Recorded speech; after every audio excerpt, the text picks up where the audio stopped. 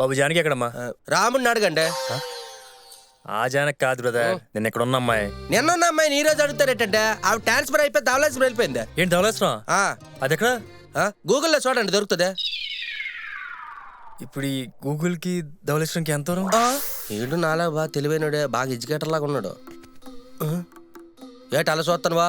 అలా రేఖానకతలు దాచి అబద్ధం ఆడుతాను అనుకోనువా? అలాంటి దేట్లేదు. అది సరే బ్రదర్, రోజు నిన్ను కథలే వచ్చిన కనకదుర్గ వైన్స్ దగ్గర చూస్తున్నా, ఎందుకంత తాగేస్తున్నావు? ఇప్పుడు దాకా నన్ను అందరూ తాగుబోతూ అన్నారు గాని అంతెందుకు తాగుతారు అని అడిగిన మొదటి పర్సన్ నువ్వేనన్నయ్యా. రానియా కూకనియా, కాలు మీద కాలు వేసుకో. వేసుకో.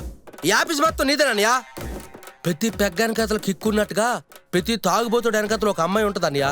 10 సంవత్సరాల క్రితం అన్నయ్యా. సీలెప్పని మందు పట్టలాగా తలతల్లాడి నా మీదకి పెనల్ డబ్బాలోకి వచ్చి పడ్డది. అంతేనన్నయ్యా, జీవితం సంకలేకపోయింది. చెవుపిళ్ళు, ముక్కుదిద్దులు, పట్టీలు, జాకెట్లు, చెప్పులు అన్ని కొనేసి సర్వం సంక్రాకించిందన్నయ్యా. జాని ఒకలాగా నెల నెల వెనకాల తిప్పించుకుంది. ఏమే పెళ్ళి ఎప్పుడైనా అడిగితే ఇదిగో రేపు ఇదిగో ఎల్లుండి అని చెప్పి ఆఖరికి ఒక ఐఫోన్ వాడితో లెగిసిపోయి వెళ్ళిపోయింది. నువ్వు బాధపడకు బ్రదర్. ఏటనియా ఫీల్ అవుతానువా? అందుకేననియా నీ చెప్పింది తిను. ఈ అమ్మాయిలు ఎప్పుడు నమ్మకో, వీళ్ళు చెప్పే ఎన్ని అబద్ధాలే. ఊరుకరా, అమ్మాయిలు ఎందుకు అబద్ధం చెప్తారు? ఇదే నమ్మవా? ఒట్టానియా నమ్ము. నేను నమ్మనరా.